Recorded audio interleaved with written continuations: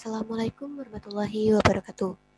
Nah, pada kali ini kita akan membahas suatu program di mana program tersebut jika terdapat dua bilangan prima yang diinputkan dan jika bilangan pertama prima dan bilangan kedua prima, kemudian jika keduanya dijumlahkan menghasilkan bilangan prima, maka cetak ya. Tapi jika hasilnya tidak prima, maka cetak tidak. Nah, pada program kali ini kita menggunakan aplikasi Codeblox. Pertama-tama kita deklarasikan file header-nya. Jadi kita gunakan hanya satu, yaitu file header iostream. Lalu kita gunakan using namespace std untuk mengatakan pada compiler bahwa kita menggunakan segala berkas yang dimiliki oleh std tersebut. Nah, setelah itu deklarasikan dulu nih program utamanya. Lalu kita deklarasikan variabel. Di sini kita gunakan variabel A, B, C, I, cek sama dengan 0, X sama dengan 0, D sama dengan 1. Nah, A ini berfungsi sebagai variabel yang menyimpan nilai bilangan pertama, B untuk bilangan kedua, C untuk jumlah dari A dan B. I berguna dalam perulangan. Cek X sama dengan 0, D sama dengan 1.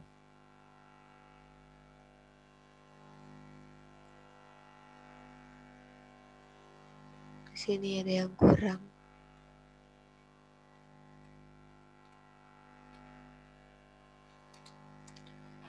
Nah, pertama-tama itu kita pakai cout, masukkan bilangan pertama, yang artinya kita akan mencetak kalimat masukkan bilangan pertama ke layar.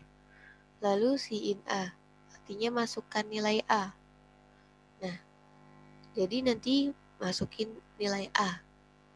Dan A itu integer atau bilangan bulat. Setelah masukkan bilangan pertama dimasukkan, maka kita langsung analisis apakah bilangan tersebut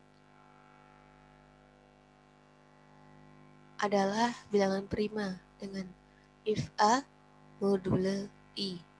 Nah, jadi konsepnya seperti ini. Nah, jadi untuk hal ini, misalkan bilangan pertamanya itu kita masukkan 5. Nah, nanti akan ada pengulangan untuk I sama dengan 2.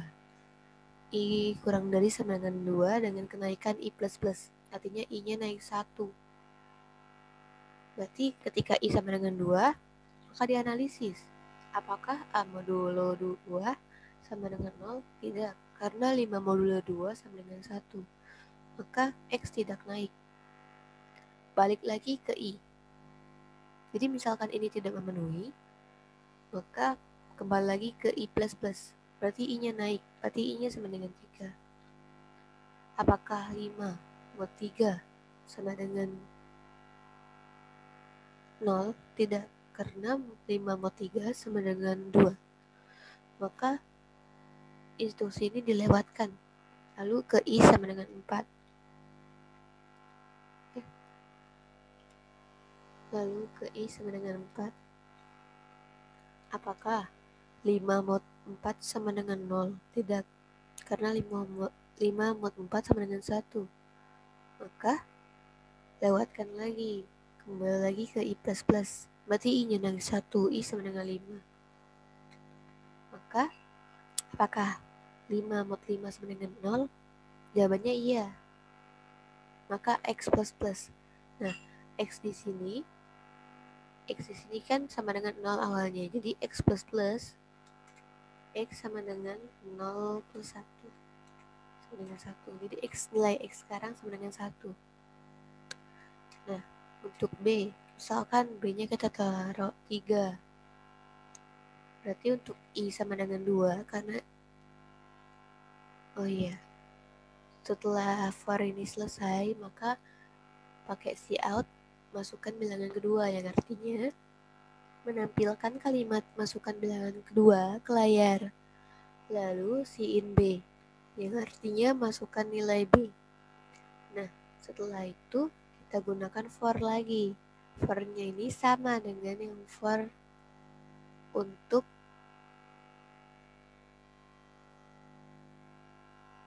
A untuk mengecek bilangan A. Nah, di sini maaf kita tidak menggunakan ini.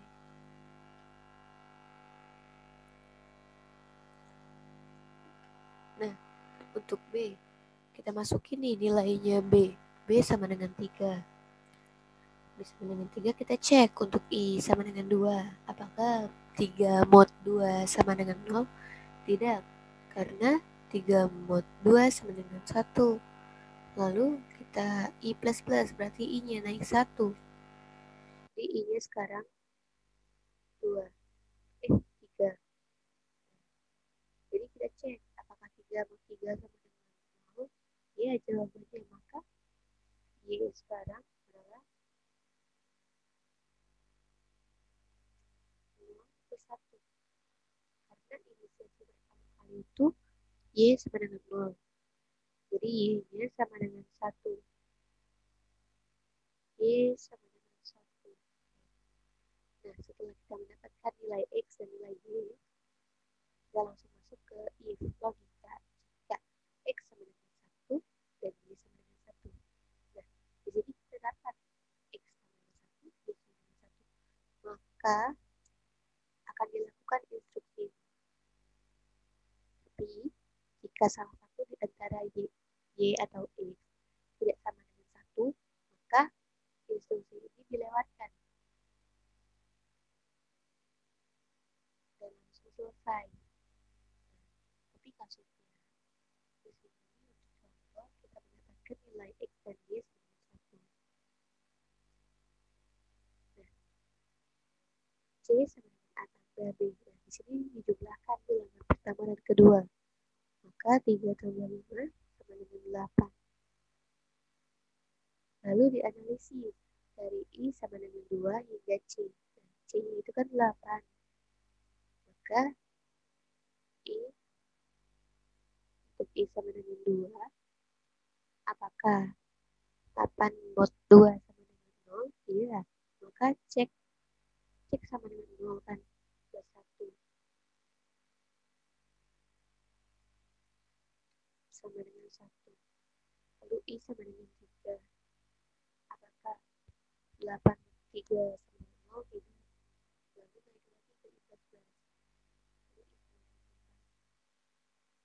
Apakah 8 mod 4 sama dengan 0? Iya. Berarti cek sama dengan 1 plus 1. Lalu naik lagi ke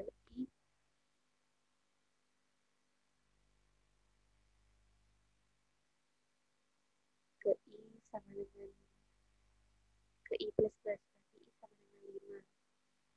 Apakah 8 mod 5 sama dengan 0? Tidak. Karena 8 mod 5 sama dengan 3. Lalu I sama dengan 6. Apakah 8 mod 6 sama dengan 0? Tidak. Karena 8 mod 6 sama dengan 2.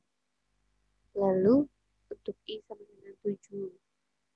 Apakah 8 mod 7 sama dengan 0? Tidak. Karena 8 mod 7 sama dengan 1. Lalu untuk I sama dengan 8. Apakah 8 mod 8 sama dengan 0? Iya. Maka cek sama dengan 2 tambah 1. Yang berarti cek I sama dengan 3. Pastilah ini bukan bilangan prima. Karena bilangan prima itu memiliki pembaginya itu sendiri. Maka baik itu X, Y, atau Z dan pembagiannya itu harus ada 1. Maka 8 bukan termasuk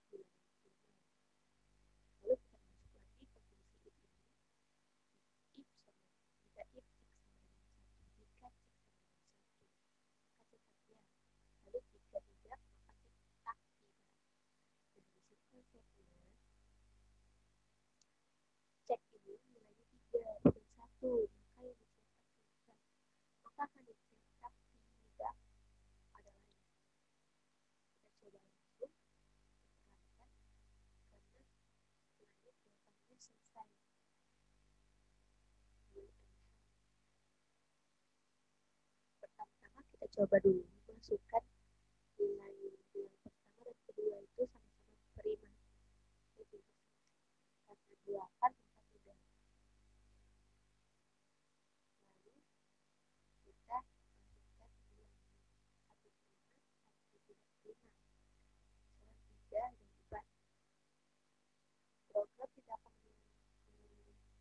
menampilkan apapun karena di antara kedua bilangan ini terdapat bilangan yang tidak prima. Lalu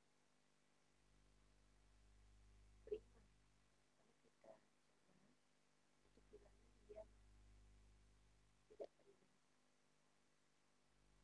Jadi 4 dengan hasilnya juga kosong. Lalu apa jadinya jika bilangan prima tampak prima dimasukkan prima? Coba tidak ada.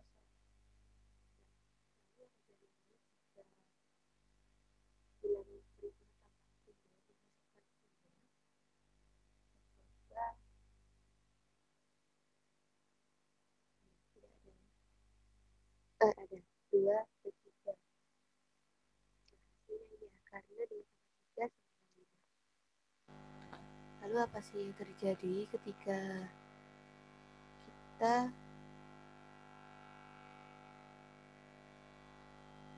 menambahkan bilangan prima dan bilangan tidak prima yang menghasilkan prima? Nah, misalkan 9 dengan 2. Nah, hasilnya juga kosong. Karena program ini akan berjalan jika bilangan pertamanya prima, keduanya prima, dan hasilnya ditentukan dengan jumlah bilangan tersebut. Sekian dari saya. Terima kasih. Semoga ilmunya bermanfaat. Assalamualaikum warahmatullahi wabarakatuh.